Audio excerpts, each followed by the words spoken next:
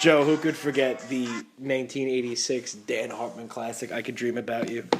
I feel like people don't even tune into our podcast to hear us. I feel like they tune into our podcast to hear about our take on music, on 80s music, because it's well worth a listen, well worth a download. Yeah, absolutely. Well worth the like and the share on the All Night Long Wrestling Podcast Facebook also. That's right. The Facebook and the YouTube channel. And the YouTube channel. Plugs on plugs on plugs. We're official. Yeah, we definitely are official. Well, we're back. It's week 3. You'll have to excuse Joe and I if we seem like we're a little bit distracted. We're watching Raw as we're doing this. Raw is on mute in the background. We're going to we don't want to talk too much about Raw. We know how some people hate the recap shows. Rumor has it, I don't want to mention any names. They feel like it's lazy booking. They feel like it's lazy booking. Joe, it's bad. How you doing, pal? How is everything? Well, I'm trying to embrace the hate today, Mikey. That's where I'm at. Consider it done, because I am full. I'm filled up on Rageaholic. What's going on, Joe? Podcast is sponsored by Alex Riley this week. Riley Rage.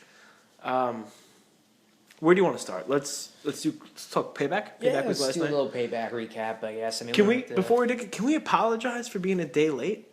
I feel like we have a commitment to our listener.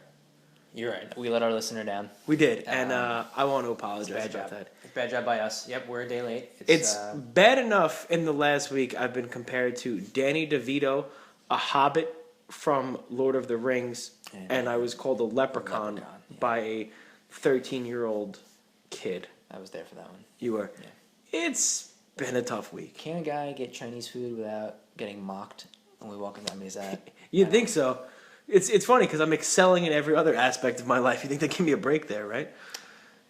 Anyway, I feel like we're taking a turn. Let's not take a turn to negative town. Payback. Let's get back to Payback after we already made our formal apology. So back to Payback.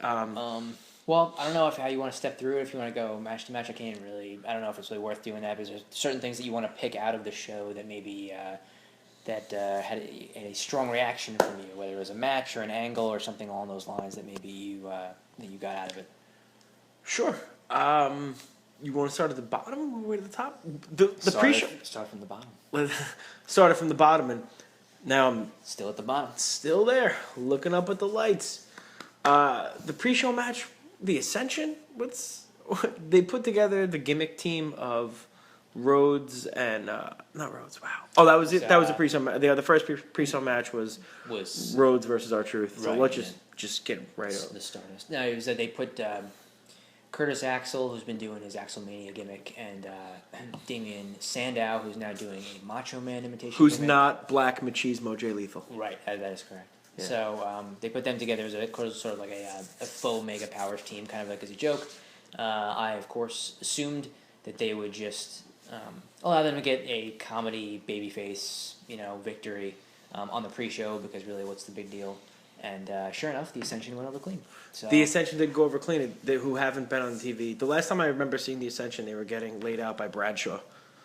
Oh yeah. And I like the Ascension when they were in NXT, but they just haven't. They haven't clicked with the audience. They cut that promo where everybody was super pissed that they thought they were making fun of Road Warrior Hawk, and they weren't. And then ever since then, I feel like they've just gotten buried. So. Yep. It is what it is. The match was okay at best, and I feel like we could just move on from there. Okay. Yeah, so then the main show started with a rematch from Extreme Rules, which was Dolph Ziggler versus Sheamus. So I don't know how you felt about it. I'll tell you one thing I felt about that. Okay. I could do less of seeing Dolph Ziggler's ass. Yeah. Bare ass all the time in Dolph. The guy is built. He's in good shape.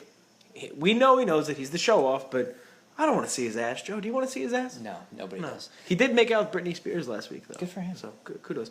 The match. I just it's funny. One of the storylines that they actually have continuity on was like the Kiss My Arse thing from last month. They actually remembered it and kind of paid it off. That's true. I feel like it's because Pat Patterson. that's terrible. I feel like that those guys have wrestled so many times over the last, 4 or 5 years or whatever it's been, that none of the matches really stand out to me anymore, like with them. Like this match... They're all solid, but they're not remarkable. Yeah, like the match was fine. I had no problem with it. It was entertaining, but it wasn't like awesome. It wasn't bad. It was good. The only thing that really stood out was the Ziggler bleeding hard way from a headbutt at the very end, and then went to the finish right after. That was a hard way headbutt. But I don't know if they. I'm sure that was the finish, but I think they might have wrapped it up a little bit quicker because that was a nasty cut. I saw like 15 or 16 stitches, but Sheamus went over clean. Which, a little bit of spoiler for Raw, we see that he came out discussing the Intercontinental title, which makes sense for Sheamus. I think it's a good direction for him, and gives him something to do. Yeah, and I guess, all the stuff that you've been reading, online about how there's been some talk of, with them wanting to make the U.S. title and the Intercontinental title more important, which is why they put those titles on John Cena and Daniel Bryan, respectively, at WrestleMania. So they actually, the opening of Raw tonight was Triple H and Stephanie talking about the IC title and how they're going to put it on the line in the Elimination Chamber match. Is that what they were talking about? Because I was actually breathing anger fire for like the last 3 hours. And I saw Stephanie and I was pumped to have her back, Joe. Because I remember you had tweeted at WWE Network and said, please, please, please, please, God, please, more Stephanie. # we want Steph. We want Steph. I don't know why you feel the need to antagonize me in that fashion. I will say it must have been a tough night for Joe because the first segment had both Ryback and Stephanie sharing ring and mic time. It's been a long day. It's been a long couple of days for us, pal. Let's move on from that one. So, yeah, that's going to be the direction they're going to go. Sheamus, which is fine because I like Sheamus as a heel. I don't, Yep. I think he's better as a heel than he is a babyface. I like him, so that was the opener last night. I don't remember. I'm sure I'm having trouble remembering the order of the matches too. I know you are. Yeah. Let's just skip to what we liked. I was gonna say if it was something that was really good, I feel like we would have remembered it. I know they did the 2 out of 3 falls match for the tag titles. That's where I was going to. New Day versus Kid and Cesaro. I would probably say that. Not underwhelming. I don't want to use the term underwhelming. No, but it was a good match. I would say it was probably in the running for match of the night. If it wasn't the match of the night, they did really. Those guys did a really good job. I think the match was maybe 12 or 13 minutes long. So I probably would have liked to seen them get. Maybe for a 2 out of 3 falls. A 2 out of 3 falls match. Maybe 20 minutes, 20 to 30. Yeah, that would have been cool. I just watched. I think it was Survivor Series 88. I don't remember. I was watching on the network. Please don't quote me on it, but. The opening match was the British Bulldogs versus the Fabulous Rougeaus, and it got about 35 minutes. Let's pump the brakes. I don't even know. Do we pause it? What's the plan of attack here? So as Mike mentioned, we're watching Raw, not live because we've got it on DVR, but we're watching it ourselves for the first time, so we don't know what happens. And the segment that's on currently was John Cena. Who, spoiler alert from Payback, ended up retaining the U.S. title in the I Quit match against Rusev pay-per-view. Came out tonight and still has his open challenge going. And Kevin Owens just responded to it. So. I'm pumped, right? I don't know what to do. I think we just let it ride. We let it ride. Let's let it ride. And we'll keep going. So actually, we touched briefly on the tag title match. I don't think we need to talk much more about that. It was a good match. New Day. I like the finish. It was a very Freebird. It was very Demolition-esque. Yes. The Demolition-esque finish. Yeah. So the deal was that Kofi and Big E were the two in the tag match. Xavier Woods actually snuck in from an angle where the referee couldn't tell who he was and got the pin in the match. So. They are having a rematch tonight. Yeah, They had a rematch, actually. We just finished watching it. They just had the rematch. So it ended up in like a big schmoz finish with a bunch of teams because they're also doing an Elimination Chamber. Leading to it. It's like it writes itself. So that was the tag title situation. They'll be doing an Elimination Chamber, I believe, for the tag titles. Actually, they announced that last night for the tag titles at Elimination Chamber in 2 weeks. So in 2 weeks, in 2 weeks. The Elimination Chamber pay-per-view in 2 weeks. Which I like the idea of it being a network exclusive, so I'll give them credit on that because they're trying to get subscribers to the network. If you don't want to subscribe to the network, you can subscribe to NJPW World. So it's always another option. Just saying, $9.99 a month. Except you have to pay. a conversion fee, which will really kill you. But aside from that, it's the best wrestling you're going to find. So I think next we could definitely talk about go to the main event. Well, yeah, I just wanted to briefly touch on the Cena Rusev. I match. forgot about Cena Rusev. So they gave those guys, I think, at least a half hour or close to a half an hour for that match. That was a good match. I actually They did a lot of crazy spots, outside the ring and through tables and guardrails, and Cena through Rusev did like an AA like behind the set, and like a bunch of explosives went off. So they did a lot of crazy stuff to both guys. Reminded me of the old WCW hardcore matches, like the Public Enemy ones, when they would just like go to that area and put people through tables, and it was a good match. It told a good story. Yeah, so I think they did a good job on the match. I mean, they did a lot of cool spots. I mean, there was really nothing, no like major blown spots or anything that I saw. I mean, it was well worked. The storyline was there. They've been had a feud for like 4 or 5 months, so it was kind of built in already. And, I'm John, I'm gonna cut you off real quick. I want to let people know if you want to hear us do a live play-by-play of what's going on in Raw, we actually had to pause it.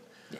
we had to pause Raw because we're so pumped to see the Kevin Owens, John Cena. Kevin Owens is cutting a promo right now, so the live play-by-play of Raw is going to stop. We're going to focus on Payback. We're going to focus on some Ring of Honor stuff, and we get a little crazy later on in the week. We do a second podcast, maybe because NXT bonus podcast yeah. For our listener, who we're so. So I'm not going to sleep tonight. I feel like I let them down. Anyway, but yeah, so I like the Rusev match. You could tell the Lana, the storytelling with Lana. She cared about Rusev. There was a lot of good stuff in that match, and John Cena once again might have been a match of the night. He's stiff in the ring. He doesn't always have the best moves, but he makes the people care about what he's doing, and you can't really ask for much more than that. Hulk Hogan was no Dean Malenko, but still got the reaction. It told a good story. Rusev, I don't think anybody thought Rusev was going to win, but him saying I quit, not saying I quit, that was important for his character, and I think it's, if the split with Lana becomes official, like it looks like it's going to be, hopefully they have a thing for Rusev to do in the future. Yeah. I mean, I like Rusev, just in general. I mean, I think he is a fine wrestler in the ring, and he actually he's a pretty decent talker for a guy with with a Russian or foreigner gimmick. I mean, he actually talks pretty well. Usually, you don't see. Can you say foreigner? Is that still a word you want to say? Foreigner? Yeah, is that still? Isn't that like an '80s band too? Yeah. Well, the continuity. Still coming. There it is. Those guys. I thought, in my opinion, that when I was mentioned the tag match being in the running for match of the night, I would say it was either the tag match or the Cena Rusev match, because it was given so much time. And I just had an idea. Sure. We're saying Rusev in the future, maybe without Lana. Just hit me out of nowhere. This is the good thing about live TV, live podcasting, because ideas come to me. I can't contain them. I'm an idea man. I throw out ideas. What I do, roll the flagpole, see if it waves. Doesn't involve Brigitte Nielsen. It does not involve Brigitte Nielsen because she's with Flavor Flav. The Flavor of Love Club, yeah. right? Nice. Can we get a faction of Rusev, Sheamus, and Wade Barrett? An international faction. Oh, international, yeah, okay. International. The WWE video game, was it 3 years ago? Yeah, I think one of those video games. They had a faction like that, and it was William Regal was in it. Yes. I forget the name of the Ally Power. No, what was the name of that?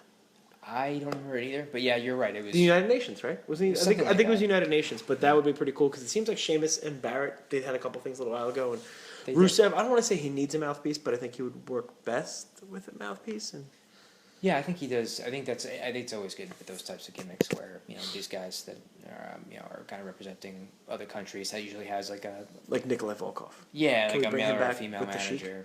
Yeah. So I think that would be good. But I thought that match was good. Obviously, as Mike mentioned, that the finish was Rusev was. Cena had him in, I think it was an STF of some sort, and then they had the step over toe hold face lock. That's for you, Seth. You know what STF stood for.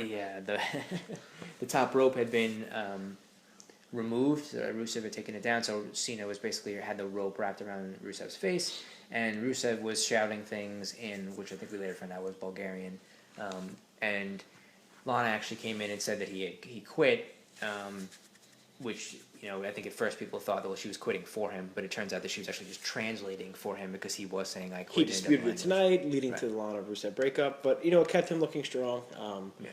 I think he looked strong in the match because it took a lot of spots, and he said no, he said no, he said no, so I thought that was pretty good. Yep. So that was good. And then I think the two matches after that, before the main event, were the Divas tag and Barrett Neville. Do you want to talk about Barrett Neville real quick? Your thoughts on that match? We just saw it again tonight. I mean, I love Neville, but I think I'm getting a little bit tired of seeing Barrett Neville. I'm with you. I mean, it would be nice if either guy could move on to something else. The other thing I didn't like was the finish from last night because there was no finish. Like, I think Barrett just walked off and got counted out intentionally. Which makes no sense. I'm okay with that if you're a heel trying to protect your title. Right. But that would right. That really made no sense. Yeah, I mean, he doesn't even have a title, right? He's just the king or whatever it is. Yeah, now. he's the king, and that's not up for grabs. So. And then I think he ended up coming back in the ring after the match was over and beating up Neville, and then Neville ended up hitting him with the red arrow to finish anyway. Which at that point, which could have been the finish of the match. Yeah, why not? And because Neville's lost to him 3 times now. At least, yeah. I mean, I think a couple of times. Spoiler alert! Tonight he lost again. Lost so Raw, I wouldn't be having Neville, who you're trying to build, lose to Wade Barrett that many times. Yeah, so I mean that match was a little disappointing to me. I guess maybe just because, like you said, we'd seen it a few times before. There was no clean finish. It just didn't really add up to me very much. It seems like they don't really have a plan for either guy right now, and they're just kind of wrestling each other continuously until I guess they decide they want to blow it off and move one guy or another off to a different feud. So that was kind of where that went, and then the main event was the Fatal 4-Way. Seth Rollins defending the WWE World Heavyweight Championship against Randy Orton, Roman Reigns, and Dean Ambrose, and the stipulation was that if Seth Rollins did not retain the Kane championship, would get fired. Kane would be fired from the Authority. I know you were on pins and needles the entire match, waiting to find out what would happen, what the fate of Kane would be. Yeah, God knows. 20 years later, I'm still wondering what the fate of Kane is. I like parts of the match, but I didn't like Kane getting involved in the match 3 to 4 minutes in, and then J&J Security. It just took away, and I don't know. I did like the spot with the Shield. They triple bombed Orton through the table. Then they holded the fist bump thing, and Dean Ambrose, I find him pretty funny, and a lot of the, and then they turned on Seth Rollins, of course, and I think after they turned on Seth Rollins, they beat him up for a little bit. Roman Reigns and Dean Ambrose, they looked at each other, and they kind of like agreed to fight each other. And I think Roman Reigns said, "Loser buys the beers" or something along those lines. I thought that was pretty cool. Super cool guy. Super cool guy, Roman Reigns. I'm coming along to Roman Reigns because I feel like I'm coming. What's it? Coming around? Coming around. Thank you. It's been a long day. Coming around to Roman Reigns. I feel like they're not force feeding him down our throats as much a little bit. Yeah, I'm not really going anywhere with that with Roman Reigns. I'm staying right here. I'm not coming around. I'm staying where I am on Roman Reigns. Fair enough. Annoyed. No, I mean, some of the backlash that he gets is kind of unfair. I mean, it's not his fault, of course, but he does his part in the matches. He's there. He's definitely there. He's there in the matches. I think Randy Orton was gone for like a good 4 to 5 minutes at the point last night, like right in the beginning of the match, and it became like a one-on-one match, like 2 minutes in. Yeah. So I definitely agree with you though on there was way too much. Like I know the stipulation of the match was based around whether Kane was going to lose his job or not. Interference. Yeah, there's way too much Kane interference in this match. I can't. We were talking about it last night. Yeah, I don't hate what Kane's doing. Like Kane can still wrestle as a big man match, and I'd much rather see Kane than the Big Show. But I just don't need to see an entire angle around Kane right now. Right. You have guys like Seth Rollins, Dean Ambrose, Bray Wyatt, Kevin Owens. I just don't feel like Kane should be the center of the angle, which he still currently is, because he was getting into it with Dean Ambrose earlier, and then he cost him the victory. So, there. Can we move on from that? Can we move on? Payback.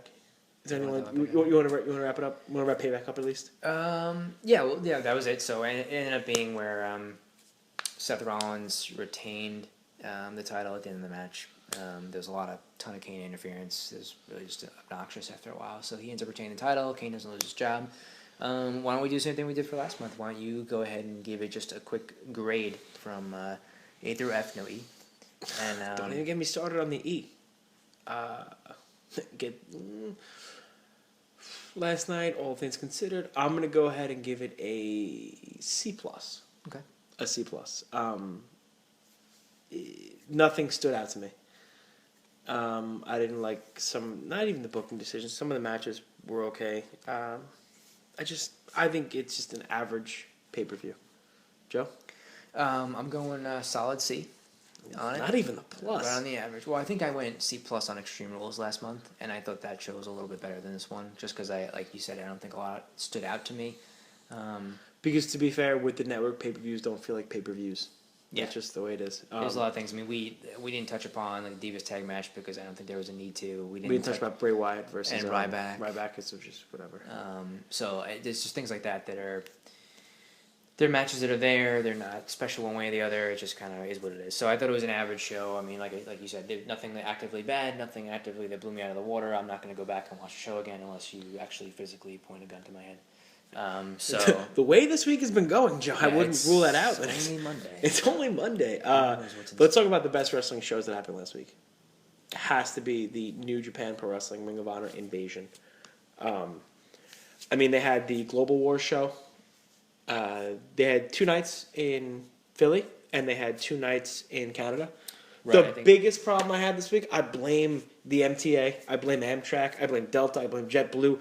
Bobby Fish could not get to Canada because of some sort of travel issues. Some sort of travel issue, yeah. It broke my heart, but it broke the hearts of the fans of the Fish Tank. There are dozens and dozens of people that watch the Fish Tank, and Well, I think that's. I mean, obviously, anybody who listens, the one person who listens to this podcast, knows that we are both big fans of the Red Dragon tag team, so Bobby Fish and Kyle O'Reilly. And I thought it was really cool, and we were discussing this last week as the shows were happening. I think it was night 2 of the War of the Worlds shows, which were in Philly. The War of the Worlds shows 1 and 2 were in Philadelphia, and that was midweek last week. The second night, Bobby Fish challenged Jay Briscoe for the ROH World Championship, and they actually were doing a nice job even the night before at the night 1 of War of the Worlds, and even like in promos that they posted online for the show, right? That kind of building up like the Bobby Fish title shot, right, against Jay Briscoe. A little bit of a backstory, if you will. Yeah, exactly. Noting that he was the last guy that actually defeated Jay Briscoe in a match. Over 2.5 years ago. Yeah, 2.5 years ago, which I didn't know. I don't know if you knew that. I don't know that either. It's on my Enter the Red Dragon DVD, which I haven't completely watched yet. Because the thing is about Red Dragon, Bobby Fish and Kyle O'Reilly, they're the best tag team in the business today. I don't know if there's any question about it. But Kyle O'Reilly seems to be the focus when it comes to singles matches. So giving Bobby Fish that ability, he had a really good match with Roderick Strong on Ring of Honor TV a couple weeks ago. And with Jay Briscoe, of course he lost, as he should, I guess you could say, to make Jay Briscoe look strong. However, as we predicted, coming out of that, we see that Jay Briscoe is taking on Jay Lethal for a title versus title match at Best in the World. You know my favorite thing about Best in the World is? That we're going to be sitting front row? We are going to be sitting front row. The all night long, baby, wrestling podcast will be sitting front row at Best in the World. We also came to see Michael Elgin versus Moose versus Roderick Strong in a number 1 contenders match. I was not sold on Moose for a very long time. I didn't love Moose, but he worked super hard. I think he's so athletic for a big guy. He's bigger than Uhaa Nation, but he's not as athletic. But he just still does amazing things in the ring. Yeah. Michael Elgin, for all the shit that he gets, he can still wrestle. He does a very good strong style match. He kind of reminds me like a Scott Norton. Yeah, too sweet the one person will get my Scott Norton reference.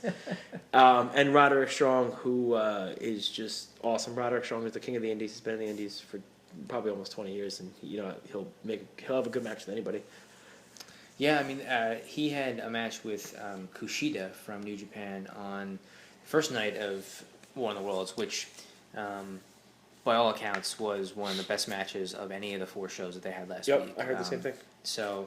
And I think Roddy had another match over the weekend with Nakamura, I believe, which also got really, really great reviews. So, I mean, we haven't really talked much about Roderick Strong on this podcast yet, but I mean, we've become big Roderick Strong guys like the last year. Yeah, a lot of respect to Roderick Strong. I mean, always any match I've seen him in has been really, really good. His backbreakers, the best backbreakers in the game, not even close. Just one of those guys who, like, when you watch him, whether it's on TV or in person, you know you're going to get a good match because he's in it. He's consistent and he is intense. The dude, everything he does is intense. If you get a chance, go and watch Roderick Strong versus Adam Page from Final Battle. From Final Battle we were at, and there was a story to that match where like Adam Page was the towel boy of the decade, and him and Roderick Strong got into a little bit, and he disrespected Roderick Strong, and Roderick Strong beat the shit out of him in that match. Some of those kicks to the face, those backbreakers, brutal. It was an awesome, awesome match. So I'm really looking forward to seeing him in that match. The other thing, I don't know if there's any direction you wanted to go with this. I will talk about Ring of Honor until tomorrow morning. One of the major things, at least for me, or I think coming out of these shows, was that Adam Cole returned to active in-ring competition for Ring of Honor. I could talk about Adam Cole for hours too. I love Adam Cole. So the first night there was a mystery opponent for AJ Styles. It was widely speculated for those who had followed Ring of Honor that it was going to be Adam Cole returning to fight AJ Styles. He ended up coming out, I think, early in the night for night one of one. Cut a promo. Yep. Cut a promo and basically said that he was back and he was going to take on AJ Styles in that first night. Which he did, and he ended up losing to Styles. And again, a match that was described as very, very. Some even said better than their match at All-Star Extravaganza, which was one of the matches of the year too. Yeah. Adam Cole he's so young. He's 25, 26, 27. He's right around there, and he's been having great matches for so long. He came out he came out and he cut a face promo, and he was like, they expected me to make my return tomorrow night, but unfortunately I'm not going to be able to. And then he's like, because I'm wrestling tonight. And, he got crazy over. And then halfway through the match, he spit in AJ's hand. And he went back to his typical Adam Cole tactics, which is just hilarious. And he's a great, great wrestler. I also noticed they're doing a big push with the Kingdom. Yeah. Can you blame them when you have Maria Kanellis? No, she definitely... brings lots to the table. Deserves to be featured in any way, shape, or form. Yes. They ended up wrestling, I think, some tag matches. The second night, the Kingdom. Excuse us if we get the nights wrong, because there were 4 nights of shows, but yeah, that was. I know the first night, obviously, he fought Styles 1-on-1. Right. And then I think he morphed into doing some tag matches with the Kingdom. And by all accounts, the 5-on-5 match from the third night. Was that the ROH All-Stars? Yeah, the Ring of Honor All-Stars, which is the Briscoes, War Machine, and Roderick Strong against the Bullet Club, which was AJ Styles, the Young Bucks, Anderson, and Gallows. And by all accounts, that match is absolutely off the charts. Yes. I'm sure that's going to be available on demand at some point. I don't know. It should be. Yeah, that Global Wars Night 1, which is where that match occurred. On Friday night was available for iPay-per-view, so I'm thinking it should be out there. We need to get that. Let's we do that. You need to get them all. Get your hands on. Let's get them all and do. Pops ROH free T-shirt. Yeah, please ROH send us free stuff. I want to give credit to ROH because they don't have the money the WWE does. They don't have the WWE network, and they don't have the TV time, but they do such a good job of telling stories. As we touched on before with Bobby Fish. Excuse me, they do such a good job of telling stories and adding to their storylines via their Facebook, their YouTube. They're constantly updating with interviews, backstage, promos, things like that. And, I think they're doing the best they can with what they have, and it's really adding to the product. Like, the 3 or 4, little vignettes they had between Bobby Fish and Jay Briscoe really made me... of course, I'm interested in the match because it's Bobby Fish, but I think that was really cool, too. And they had a cool one... almost like a pre-match warm-up, one of the Ring of Honor All-Stars or one of the Young Bucks, and it was just, it adds a lot to it. It adds intensity, and it shows they have a reason for what they're doing. If they don't have the TV time to do it, they don't have the free, streaming service. They do have the Ring of Honor Ringside Pass, I believe it's called. Yeah, the Ringside membership. The Ringside membership, but even just follow their Facebook, and they also post the Throwback Thursdays. They post full matches on Thursday, and it's awesome, awesome stuff. It's absolutely free. Go to the YouTube, type in Ring of Honor, and subscribe to them. After you subscribe to the All Night Long Wrestling Podcast, I'm so good at that. It's a very smooth delivery on your part. Thank you. What are you looking forward to this week? This week, well, I guess we're gonna end up probably finishing watching this episode of Raw. We kind of left ourselves on a cliffhanger here. Yeah, We're I'm gonna see pumped. what's happening with Kevin Owens. I'm so, really excited. And you know what? Good on them for actually putting something on the show that we want to watch. So, You and I, we are actually smarks. interested. The smart marks, yes. Yeah, smart marks. That would be us. I've been called a professional wrestling elitist. I have been. Yeah. I'm okay with it. There's nothing wrong with that. I've been watching professional wrestling for 24 years. I know what I like, Joe. What I like to see is Kevin Owens on my television. And they're delivering that for us tonight. So we're going to get to watch that. And then, so we're doing this on a Monday. Wednesday night is the next NXT TakeOver special. Wednesday night is also the Rangers game, so please, for the love of God. Oh, man, that's going to be rough. I'm tight right now. Sorry, Jimmy, I'm tight. But, the NXT special.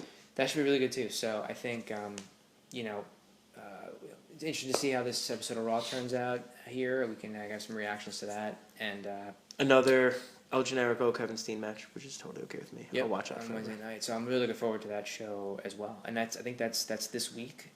And then, as we kind of move forward into the rest of the month, obviously, to get another Elimination Chamber pay-per-view. All the teams involved, they didn't announce everybody for the IC one yet, right? I don't think so. I think it seemed like it was at least going to start with Sheamus. I was too busy doing 700 push-ups out of anger before listening to Whitesnake. 701. 701. And listening to Here I Go Again by Whitesnake. I'm kidding, that was actually Joe. He drove himself off the cliff like Yeah. Craig. Who's that in old school? Craig Kilborn. Craig Kilborn. God, you're good at everything. Yeah. If I could just take 10 seconds before we finish up, can we talk about your bicep routine? Because not only have your biceps gotten larger, they're actually the size of my thigh right now. But the definition of the tricep is something I haven't seen since I saw a young Chris Masters. I don't know what to say. You know what? I'm kind of glad that we are doing this on the radio and not video, so that people can't see the complete fabrication that you just talked about. Joe, I'm not in the business of fabricating. None, that is true. Fabricating would be calling myself anything above 5'7" and successful. I am not in the business of doing This is a man, ladies and gentlemen, who looks like he's smuggling bowling balls underneath his T-shirt because his biceps are so large, and he's trying to compliment me on my arms. It's just... I think ridiculous is the only word I can come up with that actually describes that. So. You know what that reminds me of? Rob Dyrdek. Right. Rob Dyrdek's ridiculousness. You know what's ridiculous? Rob Dyrdek is an individual. I'm not going to go there. I'm not going to take a trip down memory lane. He will not be appearing on this podcast. No, Rob Dyrdek will not be. Not only do we have another teaser, not only do we have a guest coming up in the next couple of weeks, we also might have we're going on a field trip. Joe and I are going to be going on a field trip. Might be taking this on the road. I don't want to give too much away. Yeah, we'll see. But stay tuned. Stay tuned. If you're part of the All Night Long Wrestling podcast now, just wait. We might double in viewers to 3 to 4 by the time this is over. So, Joe, any parting words? That's it, man. We're going to go enjoy the rest of the show. Raw, hope you guys watched it. And, we'll be back soon with another one of these. Probably talk a little bit about Raw, a little NXT, and we will take it from there, buddy. Until then, Joe, I could dream about you.